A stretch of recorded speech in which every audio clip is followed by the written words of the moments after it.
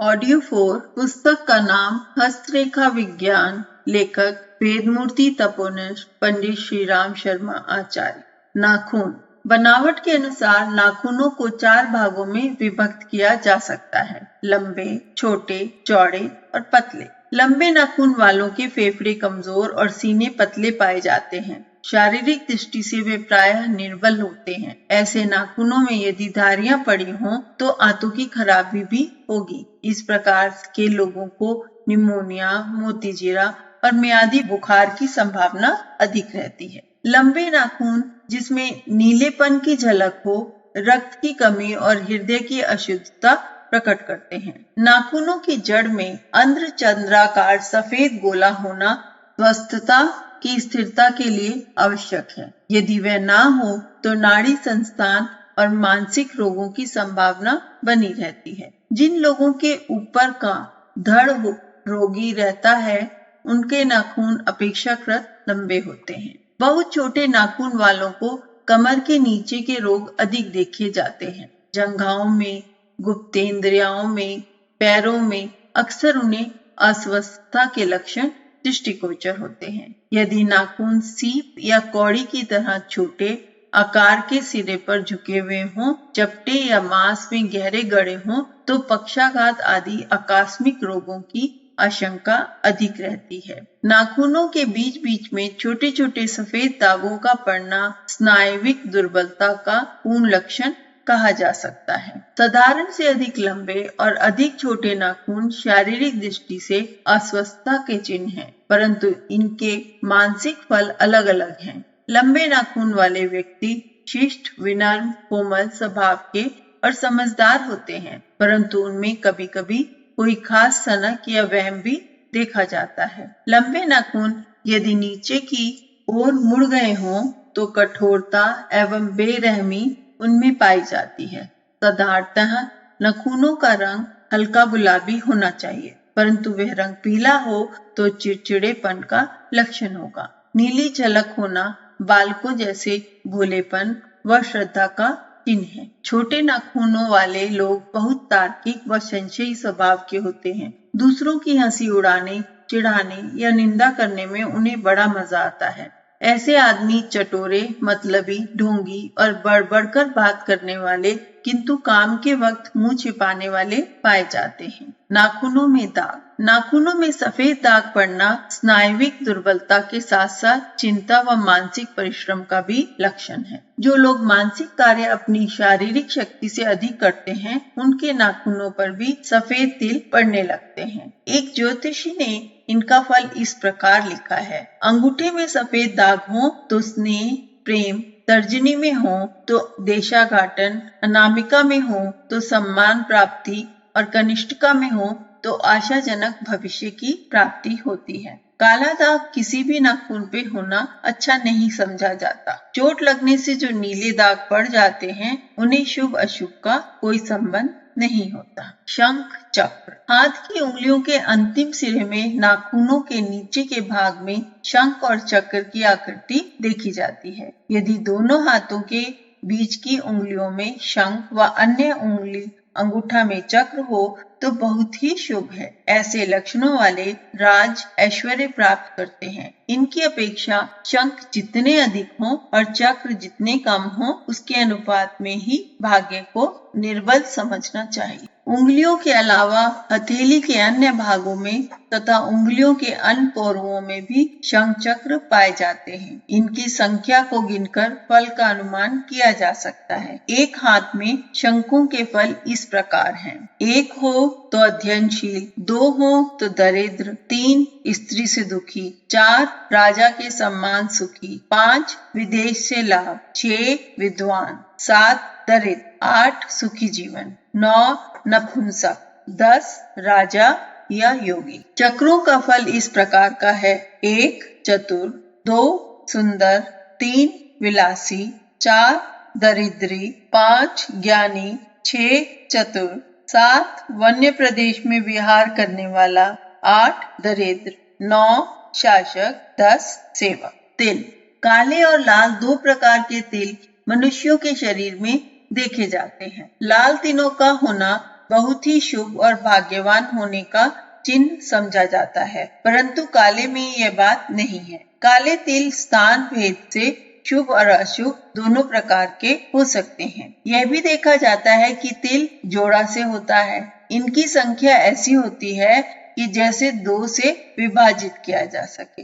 एक स्थान पर तिल होगा तो उसके जोड़ का दूसरा तिल भी किसी अंक पर जरूर दिख पड़ेगा। बहुत करके तो जोड़े का स्थान नियत भी होता है। जैसा एक तिल माथे पर दाहिनी ओर हो तो उसका जोड़ा पेट या बाहु पर होगा। ये दाम्पत्य जीवन के आनंदमय होने का लक्षण है। माथे पर बाईं ओर हो तो भी पेट या भुजा पर तिल होगा। ये दाम्पत्य जीवन में मनोमालिन्य का कारण होता है। जिनकी बाईं भौं पर तिल होगा उसकी छाती पर भी बाईं ओर जोड़ा हो जाएगा। ऐसे आदमियों की यात्राएं बहुत करनी पड़ती हैं। दोनों भौंओं के बीच में तिल हो और बीच पेट में उसका जोड़ा मिलेगा। ऐसे आदमी बकवादी और घमंडी देखे जाते हैं। नाक के तिल का जोड़ा नाभि के निकट है। यह प्रेम, खुशमिजाजी या यारबाज होने का द्योतक है। कनपटी के तिल का जवाब उच्च में मिलता है। यह दाहिनी ओर होना शुभ और बाईं ओर होना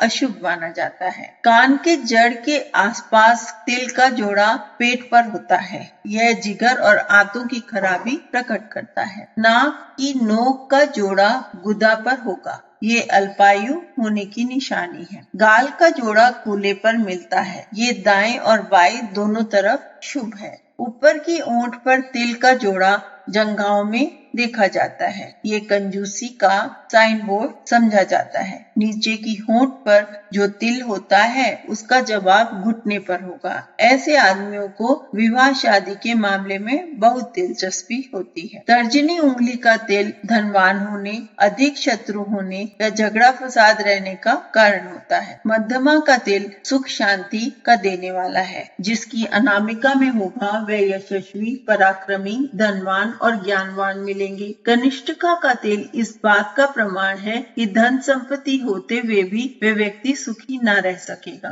अंगूठे का तिल कार्यकुशलता और लोक व्यवहार में प्रवीणता प्रकट करता है। दाहिनी आंख में तिल होना बुद्धि की प्रखरता का चिन्ह है। ये जितनी ही अधिक संख्या में हो उतने ही अच्छे हैं। बाईं आंख में तिल होना यह बताता है कि इस आदमी को अपना जीवन बड़े संघर्ष और कठिनाइयों के साथ व्यतीत करना पड़ेगा। वस्तुओं की कमी इसे न रहेगी पर आराम की जिंदगी भी न काट सकेगा। गर्दन का तिल श्रद्धालु, ईश्वर भक्त और विनयी व्यक्तियों के होता है। ठुड्डी का तिल कमजोर, कायरता व जनानेपन का निशान है। पैरों के तिल मनुष्य को एक जगह बैठने नहीं देते। उसे यहाँ से वहाँ और वहाँ से यहाँ भागना पड़ता है। स्त्रियों की नाक पर तिल होना उनके सौभाग्य का चिन्ह है। ऐसी स्त्रियां पति की ओर से असंतुष्ट नहीं रहती। जिनकी बाईं तरफ तिल ज्यादा हो तो संतानों से पुत्र अधिक होते हैं। दाहिनी ओर तिल होने कन्याओं की संख्याएं अधिक रहेंगी। गाल पर तिल होने से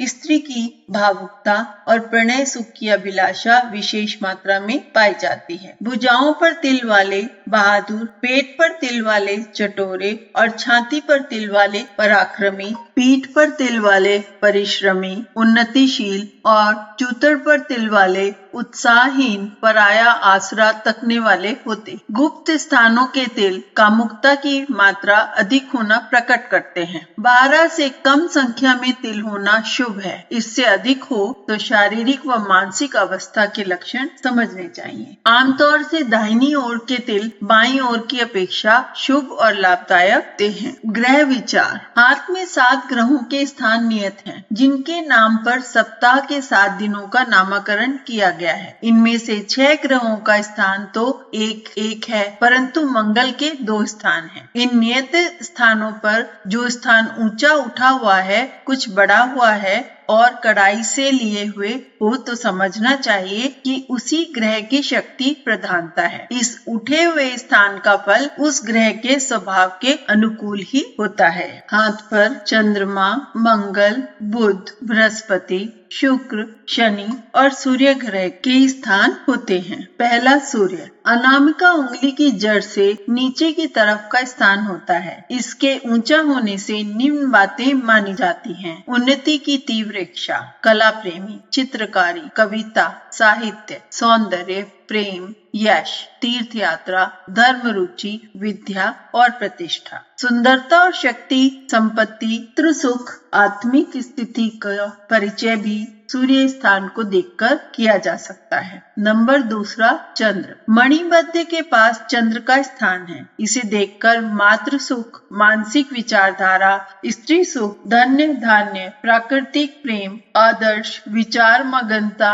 राजा की प्रसन्नता का विचार किया जा सकता है। नंबर 3, मंगल मंगल के 2 स्थान बताए जाते हैं। इन स्थानों को देखकर बल, पराक्रम, पेट के रोग, रक्त विकार, स्वास्थ्य, मातृ सुख, भूमि, पुत्र, कुटुंब की स्थिति को जाना जाता है। नंबर 4, बुध कनिष्ठिका उंगली के जड़ में बुध का स्थान है। इसके द्वारा विद्या, बुद्धि, व्यापार, शिल्प, सौभाग्य, काव्य, देशाटन, विचारों की अस्थिरता व उथलापन, वाक शक्ति, विवेक तथा मित्रों का विचार किया जाता है। नंबर 5, बृहस्पति तर्जनी की जड़ में बृहस्पति का स्थान है। इसे देखकर मान, प्रतिष्ठा, धर्म, स्वाभिमान, उत्साह, न्यायप्रियता, भोग विलास की इच्छा, बड़ा आदमी बनने की लालसा, बुद्धि, विद्या और विवेकशीलता का परिचय प्राप्त होता है। नंबर 6, शुक्र शुक्र का स्थान अंगूठे के जड़ से लेकर